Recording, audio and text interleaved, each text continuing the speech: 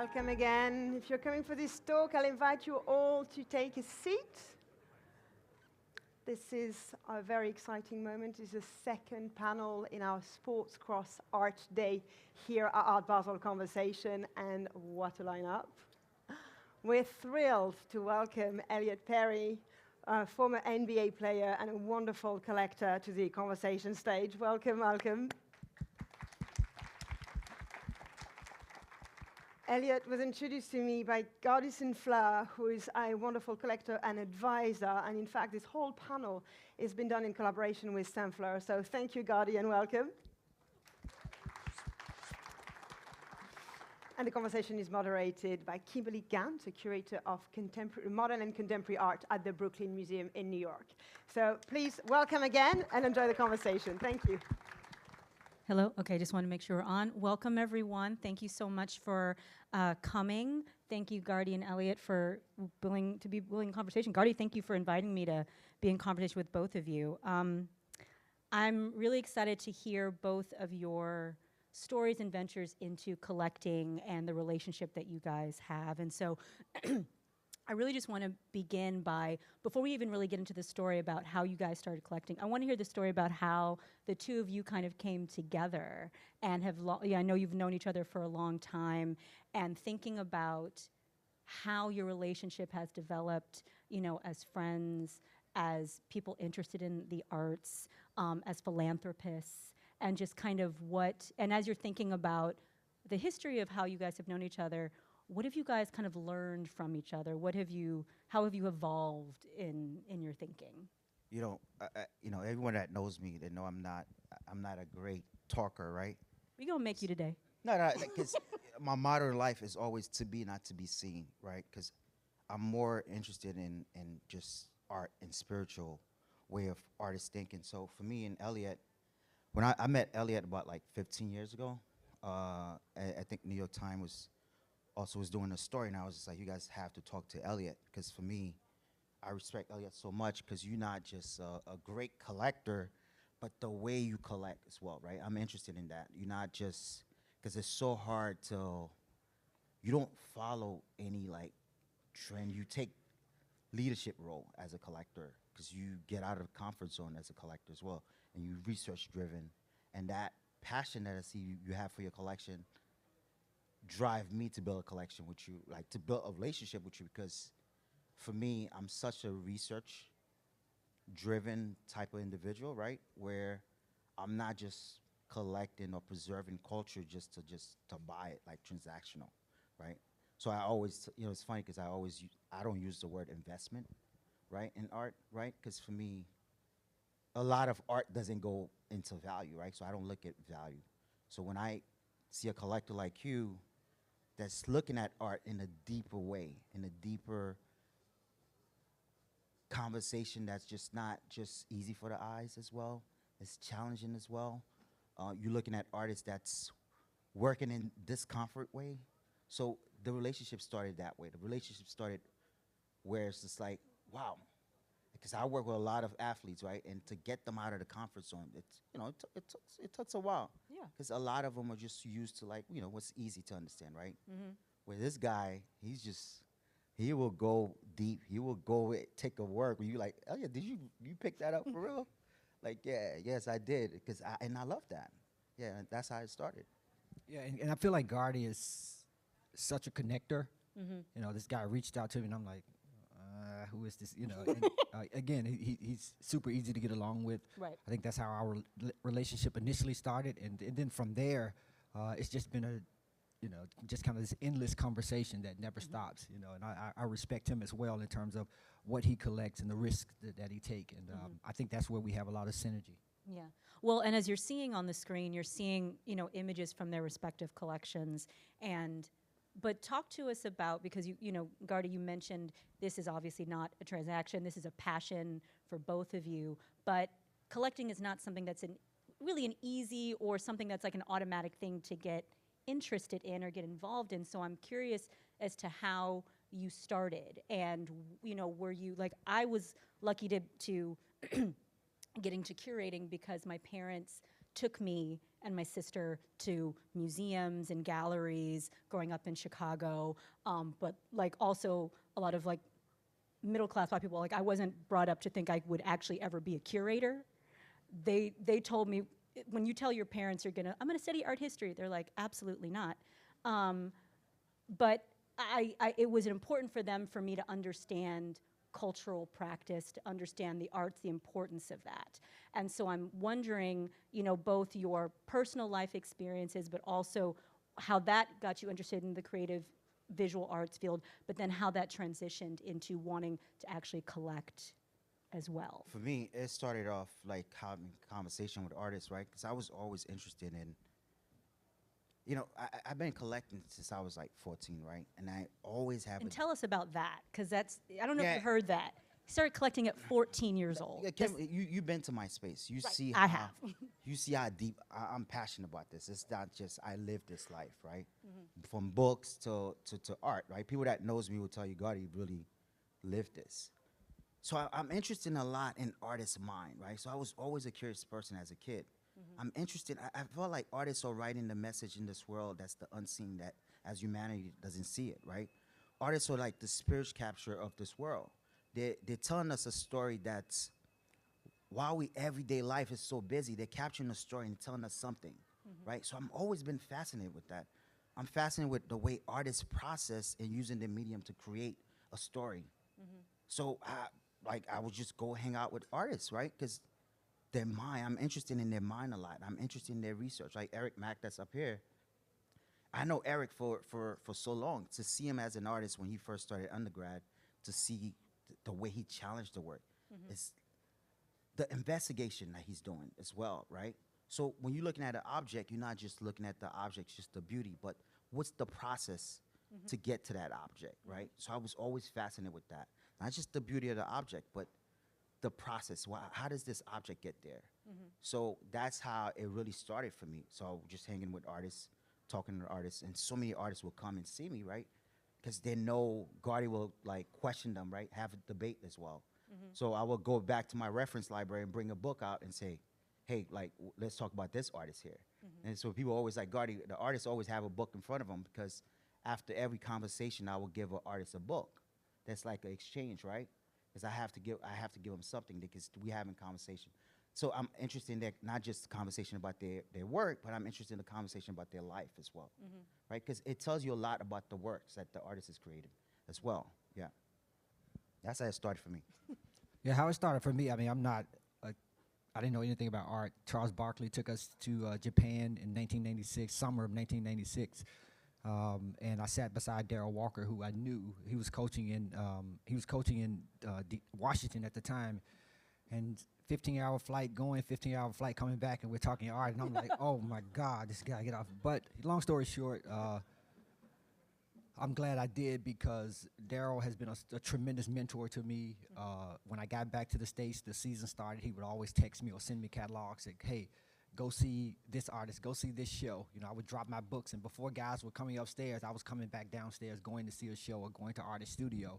And I've built some great relationships that way, and particularly when we initially started, we were all collecting just kind of old school artwork. So we started collecting Alma Thomas, we started collecting Jacob Lawrence, we started collecting Beard, and you named Charles White, Elizabeth Catlett, some of my favorites, so you named those artists. And I went to a lot of those studios. I mean, just having good conversations with Miss Catlett and dinner with Miss Catlett is some of the highlights of my collecting journey. And then in 2004, we did a 180 and only started collecting contemporary works. And so look, the journey for me has been a journey of passion and not just a journey of just collecting just for collecting's sake. This has been a long, long journey for my wife and I. Yeah. And Gardy, I want to go back to, because again, the fact that you said that you started collecting at 14, you're talking to artists, and you're having this book exchange, and I also want to talk to you, Elliot, about, both of you talked about the importance of like the research, of just not only just talking to the artists, getting to know them, getting to understand their mindset, but also, having that library of materials to kind of reference. And I want to have you think about, it's not a question I had initially prepared, but is there a book that you continuously go back to in your library? Yeah, research is such an important role. I always tell people this: don't buy art. Just start training your eyes and learn as much as possible. You're gonna make mistake. You're gonna buy things and you're like, why did I buy this? Because what you notice, like, you will buy things. I remember collectors, like, you could just buy things. And you, like, one day you're like, wow, you have a bunch of things. So it's really important to really take the time to slow down and study. See as much those slideshows as possible. Yeah. Travel and question. The books, like a book that I always go back to is a rare book called Yardbird Suite by David Hemmings. Just talking about it's just an incredible book. 2 books, Yardbird Suite and Quiet as a Cat, which was a show that was curated in 1991 by David Hemmings in Germany, talking about black abstraction and conceptual art. Those are like books I'm always going back and reference to. But research, take your time, train your eyes as much as possible. Don't buy. You gotta know yourself when you're ready to buy, if you do the research. I wouldn't say that there's a specific book. If I had to, if you help me to the fire, I would say Dr. Walter Evans' catalog.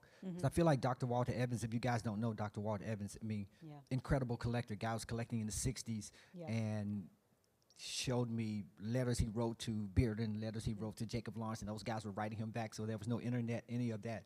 Started doing salons in Detroit and started buying the works and started inviting other people to come support the artist. And the reason I did a 180 in 2004 is because of him. I started collecting. I did 8 years of collecting all of the old school artists, and I love all of those artists.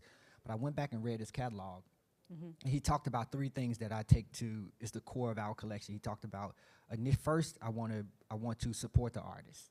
Right. Second, I want to build a relationship with the artist. And then the last thing he wanted to do was collect the work. And when I read that passage in his book, I thought, I can do that. And so I completely did a 180 and only started collecting living contemporary artists. And so I feel like that's been the anchor of what we do, my wife and I, on a normal basis. Is there's no artist in our collection, particularly contemporary artists. Hank Willis Thomas was one of the first artists when we did the 180 we bought, but there's no artist that I don't have a personal relationship with, and there's no artist that, and probably some of them are in this room, is that I have the relationship with them before I actually buy the work, is because I want them to see what we're trying to accomplish as African American collectors and what our mission is. And so I want them to be a part of that. I want this to be a team effort versus just a transactional effort. And so that's how we approach it.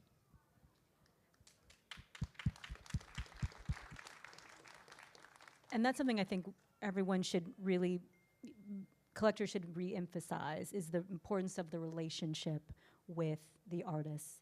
You know, it's great to support, actually buying the work too, but having that, and I'd love for both of you to kind of just talk about a moment when you realize the importance of how imperative it is for you to have that relationship with the artist first, maybe before you collect, or, because I think you can have a work on the wall, and that's wonderful. And then I want to actually get into some of the works. And you mentioned, like, with Hank that we have there that just passed.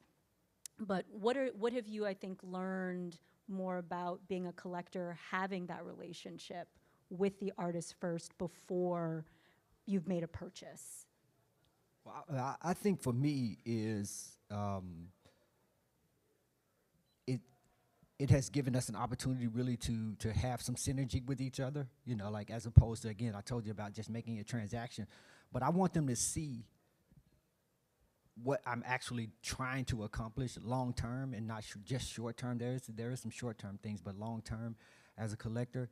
And so I feel like I want them to be I said this before, I want them to be partners with us versus just, oh, this guy collected my work. And, that to me, that's been the most important thing, because there are some artists that we had relationships. I mean, we had conversations with initially and just dropped the ball. We didn't collect the work, but we still have that relationship. And then there are other artists like a Rashid or Theaster Gates, who before he was Rashid, before he was Gates, we had those relationships. And I can remember when we bought Rashid's work, he was like, "You like that piece, huh?" I'm like, "I don't like it. I love it." He was like, "You should get it." And this work is 96 by 144. He was like, you should get it. And I'm like, Rashid, I can't. I mean, there's no way I could beat it. And he was like, okay, yeah. And the next day he came. He was like, hey, if we did it for this, would you get it? And I'm like, in a heartbeat. And so I think that kind of relationship, that those kinds of conversations lead to some of those, opportunities for you really to be able to collect the work. And the last thing I'll say about this is, to me, it has been all about the relationships, because I mentioned before, there are some artists we have that we started the relationship with to collect the work and just didn't collect it, but we still have those relationships still. So I just feel like the relationships are the most important thing in my opinion. Yeah, I would say the same thing that Elliot's saying. It's relationship, because I have so many artists that you build a relationship with. You get to know them as a person, as a human first, right? And you know their struggle and their journey. So relationship is crucial to get to know someone, learn the process before start collecting any of their works. Yeah. So let's actually switch a bit to talking about some of the works that are in the collection, because we've got installation, there's painting, there's photography, you've got all these different mediums. So, and again, there's some challenging work. We have this beautiful, Richard Mayhew, it's in your collection. And so there's works that you said that kind of people maybe expect you to have, and then works that really you pushed and said, no, we want to challenge ourselves and go beyond that. And so with conceptual art, what made that differentiation? I mean, I think it is it is important to collect those who have established themselves, but but these other artists who the work isn't necessarily traditionally beautiful, but it is powerful. It is important to have on the walls, to have conversations about it. But how did you start that journey to think about, I want to shift my thinking about what I want to see every day that's on the walls? And also talk to us a bit about how because I've been to both your spaces, and I haven't been to your space in a long time at this point, but how are you also thinking about the relationships on the walls? How are you curating your own environments? Because that's another thing, you're living with this work. So how are you thinking about what you want to see, what you think about, what conversations are you having with respective spouses about what's going to be on the wall and the purchases that you make?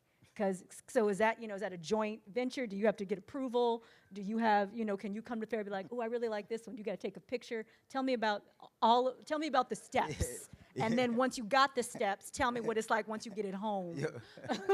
Elliot, I saw you. I know, his wife is right here, so that was. You need to answer that. I feel like it's always a tug of war. There are some things that we do have some synergy on, but there are some things that she'll be like, you're crazy or whatever. But I feel like the mission of our collection is to really show what African American artists and artists of color are doing on a broad spectrum. And so you'll see conceptual works and how I kind of got to that in terms of broadening things out. So you start with figurative, we moved to abstraction because I really didn't understand abstraction as much. We moved to abstraction and then, slowly kind of moved towards some conceptual works. And one of my other mentors is A.C. Hudgens. And just if you go to A.C. Hudgens' home, and one of the first things you see is David Hammond's flying carpet. This is a big carpet with a whole lot of chicken on it. And so I'm like, what in the world? But anyway, AC was talking about Hammonds in the 70s. And like when he was collecting Hammonds in the 70s, people thought like, man, you got to be out of your mind. And today, obviously, we know Hammonds as a celebrated artist. But, I just began to think about like, how do I even push my own self out of my comfort zone? How do I collect works that even push us out of our comfort zone? And if we have a strong collection and we're talking about having this broad collection, like you're gonna have to have some shit in there that, frankly, people just like. I mean, I know. I hope you guys saw the D'Angelo Lavelle Williams with the guy, with the guy bent or like. Yeah. He reached out to me on that work because when I saw the work, I'm like, man, what in the hell are you doing? And he was like, hey, I want to have coffee with you because I printed 3 of these works. And the work is called Face Down, Ass Up. I printed 3 of these works. 2 of them have already sold, and I'm just holding on to this other one because I feel like it should be in a collection that can handle it. And when he told me about the work, and when he talked about the work, that he was essentially raped or assaulted when he was a kid, and what we do in our communities, we just sweep it under the rug, and nobody ever talks about it. And this was his way of getting that out. And I thought, we do sweep stuff under the rug. We don't have those courageous conversations. We don't have those, and I'm like, and art is a way to have those conversations sometimes. And so I think when people see the work, it's a jarring for them. But when you talk about the works, I think you begin to understand, why we collected the work. And so, I just feel like I want to continue to not only push us out of our comfort zone, but push people who see our collection, that you see works in the collection that you don't know the artist. Because last thing I'll say is I feel like sometimes the art world is trendy. It's like they tell you who to collect, and you just like, oh, this artist is going, this artist is going now. You begin to chase versus, collecting artists that you really love. I think the same for me. I think with my lady and I like, she's not like, I have a specific works in two different space. So in my space, the more challenging work, difficult conceptual works are at that space, right? Mm-hmm. Where I think I just bought something at auction. She's like, this is not coming to the house. This is not, like, no. But talking about David, I'm glad to know David, because David changed my way of thinking about art and thinking about the institutions and think about the way I collect conceptual work, right? As we were talking backstage, where I'm collecting works that's like challenging, right? Where we're talking about Nadine Loaf, where she makes digital works, right? I have a work that's like, is so hard to maintain. You were talking about this, like, talk so more hard. detail about that particular piece. It'll come up if you haven't already seen it. It's a cell farm, but that trade cryptos that's trading is giving revenue between the artist and the collector, right? So the artists have control of the work, and I have control of the work as well, but we share the profit together, right? Because it's trading in real time. So it have to be plugged in with electricity. So concept of like what's happening with AI right now with electricity and everything else. So the artist is figuring ways to like, hey, you're gonna own the work, but the work is gonna be shared between both of us. So things like that, artists of color that's pushing these. So I love artists that's thinking that, what's the future of art will possibly be?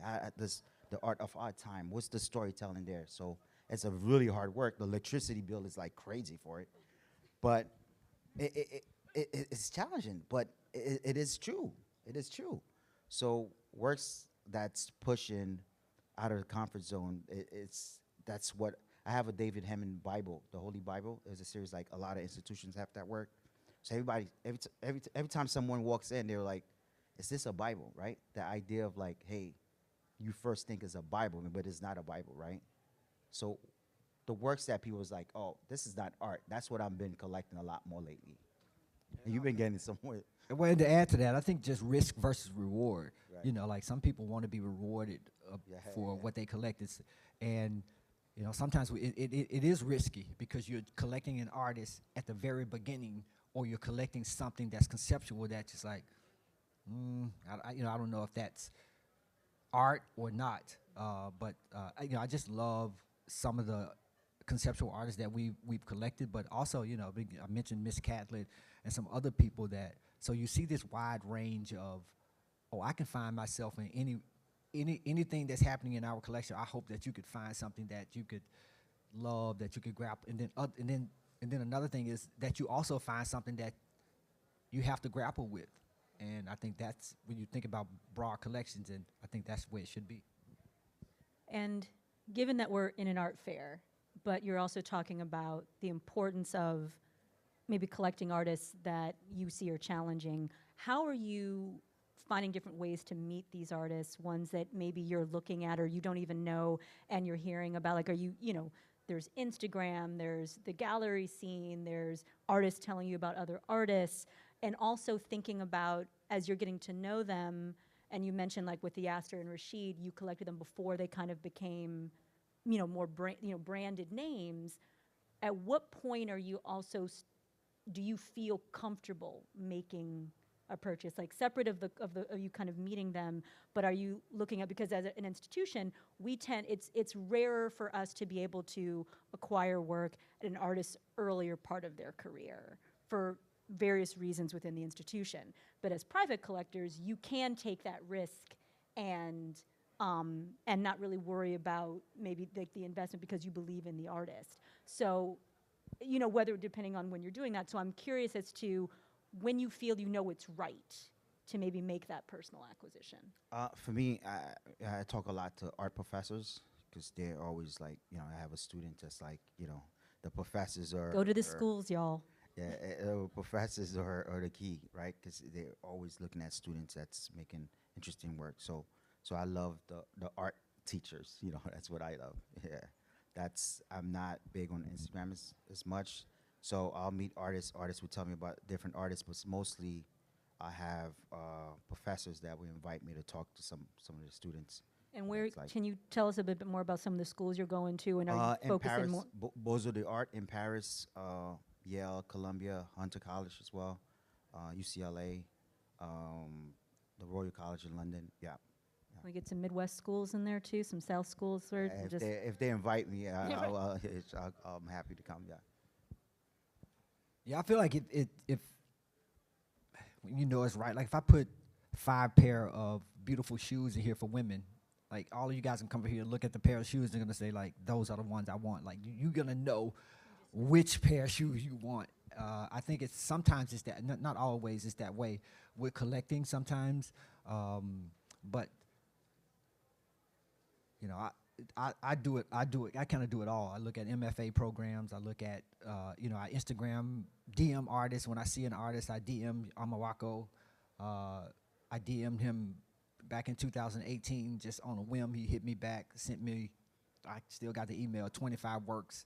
I'm like, whoa, nobody, bought a work, and I'm so happy to see his success now. You mentioned Titus Kaphar and some of the other artists, but, and then sometimes you talk to an artist and the concept of the work and the execution of the work is great. Reginald Sylvester is a young artist who I really, really love, an abstract young artist who I feel like he's the Sam Gilliam of our time.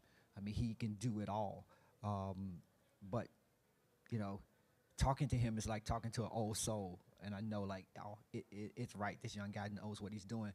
But then I would, another example is another artist named Stephanie Woods. She's out of South.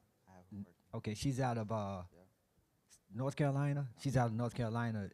I saw her work on Instagram and thought, like, wait a minute, no way she's doing this. She cast a watermelon in ceramic, and then it's on here somewhere, and then attached it to some 10-foot braids. And so just kind of this juxtaposition between the history of black hair and the history of watermelon. But like when she started talking about the works, I'm like, I don't care who love it, who don't love it, who does, whatever. And so sometimes I feel like you just have to jump and you figure out where you're going to land in the air.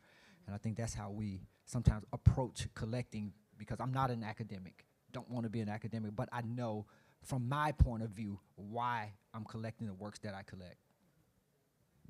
I have one as well. That's Stephanie. Yeah, she's great. I got to see that. Yeah.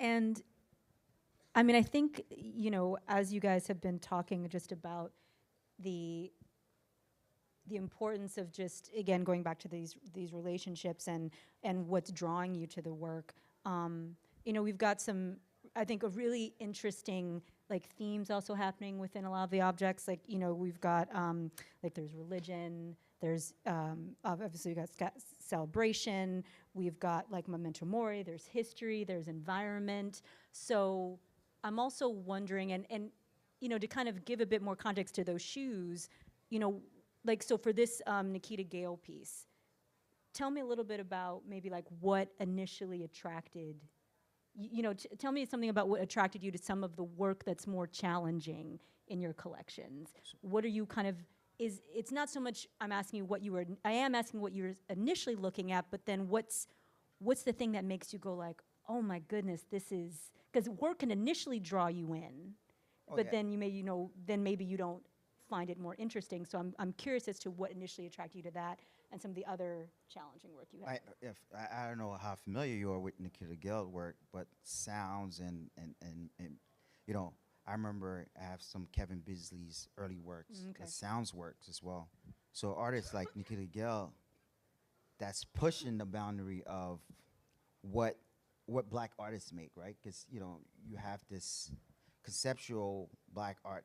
These artists had the hardest time in our time. Like if you go back to the 1930s and 40s, if a black artist is like making a work like that, they're like, no, black people don't make work like that. You make figurative work or works that makes us look like monkey or make us look like this is category they put our artists in, right? So artists that's pushing a work that's out of the comfort zone, a work that's like very research driven on sounds engineering, that is like, for me, I'm interested in more of these process of the research than the actual beauty of the object. And I bought that work about maybe like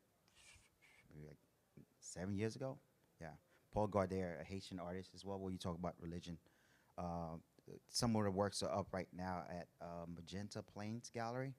I fell in love with Paul's writing, and I hit up he was a great writer, and he's the first Haitian artist who left Haiti, became the Studio Museum of Harlem residency, and he's sort of like, there's a great book called Tell Them I Said No, about artists that really make works for themselves, not for like audience or like commercial driven space, more like in the spiritual, the works that they have to make works. So Paula was sort of like, artists like that. He sort of like came from a prominent family in Haiti, came to New York, went to art school, and sort of like distanced himself from the politics of the art world. Just I'm not dealing with this bullshit. And it was time for him to like get the exposure that he needed, right? So he just like stepped back. Paul's daughter is here somewhere. But I fell in love, and I contacted her, and I was just like, I'm just amazed with your dad's writing.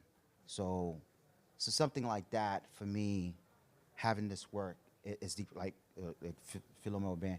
So you and I talk about high and low, right? I'm always interested in high and low in art. So I'm interested in the artists that academically train in a Western perspective, but I'm also interested in the artist that's like works in this very spiritual realm, that's like not trained, the untrained one, but they didn't make work because they have to make work to make a living. They make works because it's really they have to make work. So Philomel Aubin, this is a piece from 1952, but it still have an interesting contemporary format into it. This piece has been shown in several institutions, right? This guy never went to art school, and the way he paint, it's just incredible. But he he was a Freemason, also a religious individual as well. But he started making art like in the late 1930s. He passed away like sometime in the late 1950s. Yeah. Yeah, I would say I think the one thing that strikes me is, if you guys haven't, what I'm looking at now is probably in the last, say, 10 years, 8 to 10 years or so, we've turned our focus not mainly, but heavily on abstraction. Mm-hmm. And one of the things that struck me was, I don't know if you guys have read this book called 1971 by Darby. It's written by Darby English, 1971. In 1971, they had a show in Houston, Texas, at the Deluxe Theater. And the show was meant to be like in Fifth Ward or Third Ward, Kim, with Fifth Ward. And it was really meant to be like a...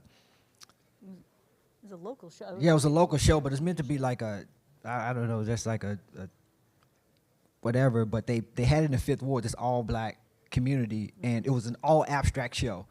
This was, if you go back and read this, but this was the heaviest show that I've ever seen, abstraction. Yeah.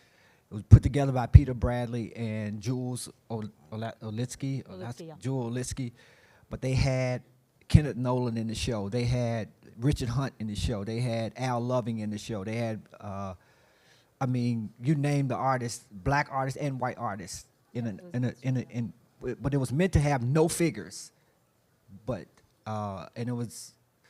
they had it in the Fifth Ward, and it didn't go over well because people didn't really understand abstraction at the time, and particularly a lot of the artists that they were showing.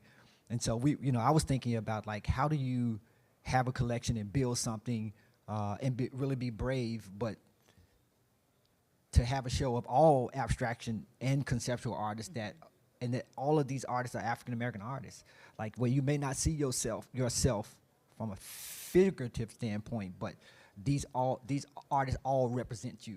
Yeah. And that's what we've been interested in, and so I think that's helped us kind of broaden our perspective, but it also helped. Feel like it's helped raise, just what we do. There's a great book, piggyback on that. There's a great book that talks about that. Quiet as a Cat, and not the Whitney biennial book, but it's way before the Whitney. It's talking about Black abstraction and conceptual art. Quiet as a Cat. It's really a rare book to get, but if you could find it, it would be a good one. I think too. I'll piggyback, not to hold you guys, but I think too is just like, certain group of abstract artists were like, we're rebelling because figurative was the thing, and then there was a certain group of abstract artists that were saying like, we're trying to fit in. And so I feel like that's the great juxtaposition between abstraction at the time when they were doing abstract work. So we know Richard Hunt, we know Al Loving, we know Norman Lewis, we know Alma Thomas, we know Bearden. I mean not Bearden, but Delaney. We know all these guys now, but I could feel what they were thinking back then.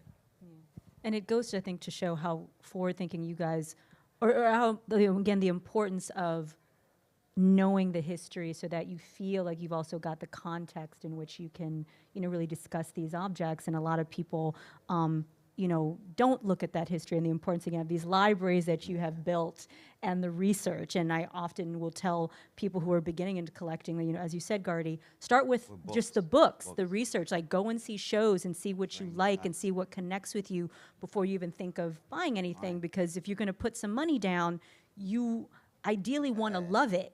You want to have it in your home and, have it forever.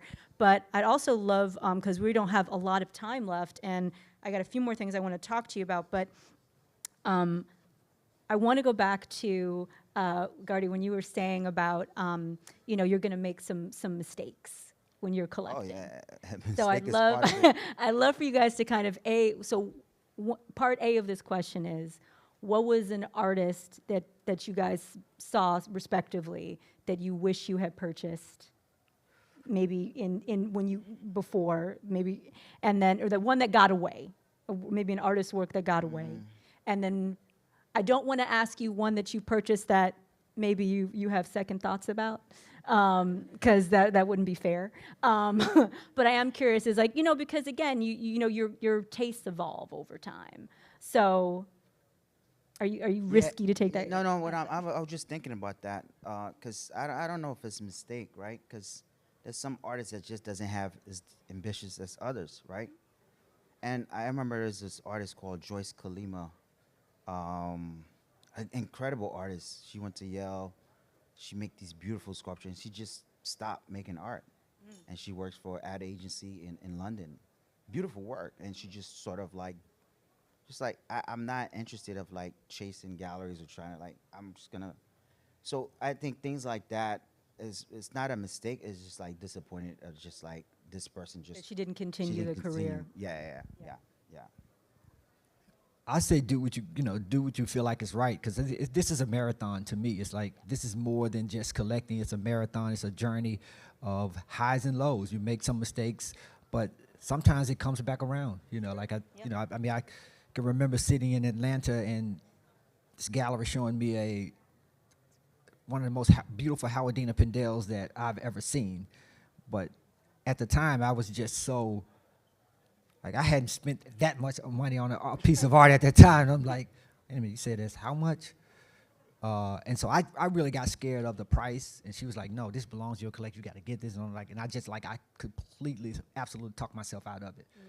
Did that with Glenn Ligon piece. I completely talked myself out of it. Just like, yes, no. Then by the time I get comfortable with it, I go back. It's like, oh, it's gone, or it's too high. And so, those are some of the mistakes. But I don't feel like they're mistakes as much as I feel like they're learnings. Yeah. I always tell people this, right? There's always gonna be artists. So if you miss one, you miss one. Right. But there's always a new artist that's making some work somewhere. So don't be hard on yourself. Right. You miss it. It's somebody else coming up next. Yeah. So with the few minutes that we have left, I would love for you guys to discuss a bit about legacy and the importance of, you know, as you're building, why you're building these collections, what you hope your legacy of these collections will be if you're kind of thinking about, you know, whether it's for, you know, both for family, for posterity, and also, because I know, you know, specifically, Elliot, you know, working with institutions that you've got, the Memphis Brooks, I believe, and so thinking about the importance of working with institutions in your own respective, you know, Gardy, we're working with the Brooklyn Museum, so, you know, thinking about that importance of those relationships as well, in terms of creating a legacy for your collection. I really don't think about legacy, because I think about, like, we're not only are we flying the plane, we're still building it at the time we're flying it right now. And so I really just think about, like, consistently being compassionate about what we're doing, consistently pushing people out of their comfort zones, completely being brave about what we do. And yeah, I think a lot of that stuff will take care of itself in the long run. And then, you know, when the time comes, obviously we definitely want to donate to institutions. We definitely want to, and to be honest, like, I'm a first generation collector. My wife and I, like, to be honest, like, some of the shit we're gonna sell, and, you know, I mean, we're gonna make them, we're gonna get something out of it. But for the most part, yeah, I just want to be passionate about it, because I feel like there's some 6-year-old who's going to be a curator that's going to go back and look at our collection and just be like, oh my God, they were collecting like this way back in the, you know, or whatever. So, yeah, I just think about just consistently just being passionate and not worrying about the you know, what's going to happen.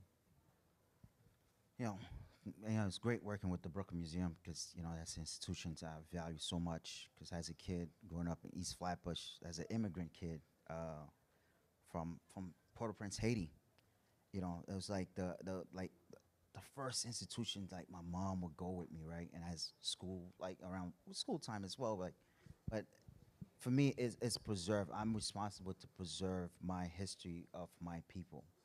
I'm responsible to archive that history.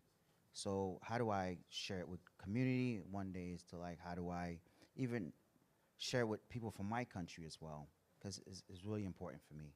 Because if we don't archive our story, who's going to tell our story? Because we're responsible for our story, nobody else. Everybody else was, you know, they archive in their history, but it's our role to preserve that. And I just felt like I'm responsible to the storytelling of my people. I'm responsible for that. Beautifully said. I feel like that's, even though we have a couple minutes left, like, that's just a beautiful place to end, the importance of just, you know, preserving your history, knowing it, archiving it. And I'll leave it with one thing for those, because I know we've got some very seasoned collectors in the audience here, but for those who maybe are just beginning, and from, you know, the mentorships that both of you have gotten, what are maybe 2 or 3 things that you would say are critical things to kind of leave with those who are interested in learning more about collecting and kind of venturing into it for the first time? I think you guys talked about it. Read, look, read, look. I feel like those are like the foundation of, you know, trying to I guess get your eye right and understand what you want to collect, why you want to collect, and the things that you really like. And people always talk about buy what you like. Obviously, that is, you know, that is true. That's a part of it. And I feel like the last thing I'll say is, before we even end and the Gardy gets is, I just want to thank my wife, because you talked about the relationship between how we collect and what we agree with, what we don't agree with. Like, some stuff I send her and just be like, do you like this? But I've already, you know, like, I've already purchased it. Like, just like, I'm hoping, my fingers crossed, like, I'm hoping she say yes, and then if she says no, it's like, okay, I just gotta deal with it. But like I said, I do just want to say I appreciate her in this journey with me, though. Yeah, okay. Mrs. Perry. Yeah, you know, I say read, train the eyes as much as possible, learn as much as possible. You're gonna make mistake, and allow yourself to make mistake. And I think it's the same thing because I work with a lot of professional athletes, right? And they were coming up to me, was like, Gardy, somebody tell me this is $500,000, $1 million. I'm like, everybody know this guy. It's public record, right? This person make this money, but it's not fair for this person that's just, you know, some of these guys never been to galleries or museum, right? Where it's like, it's not fair for this guy to like, oh, this is $500,000. I have a cousin, these guys have a cousin that doesn't even have a home for like $500,000, right? So that for me, I came in a space where, how do I get them to be in a journey with me to just learn, right? Because I always tell people, I don't try to sell people art. I don't tell them like what to buy. It's like, let's go along the journey to really understand the process of why does artists create and what's the role of these institutions. Because, you know, the best way to collect art is to be in the artist space, studio, to ask some question, the question that you feel, any question that you want to ask them. Because you know, the gallery is great, but there's certain question that you want to ask the artist, right? So seeing art with artist space, educate your eyes, and read books. And budget. And budget. Like, I Having feel like some money somewhere does help. somebody wanted to hear, like, what about a budget somewhere? Yeah. Yeah. Well, thank you both so much for this wonderful conversation. Thank you, audience, for listening. Thank you for coming today. We got a fair here for y'all to look at a lot of art, so enjoy it. Thank you so much again for the invitation.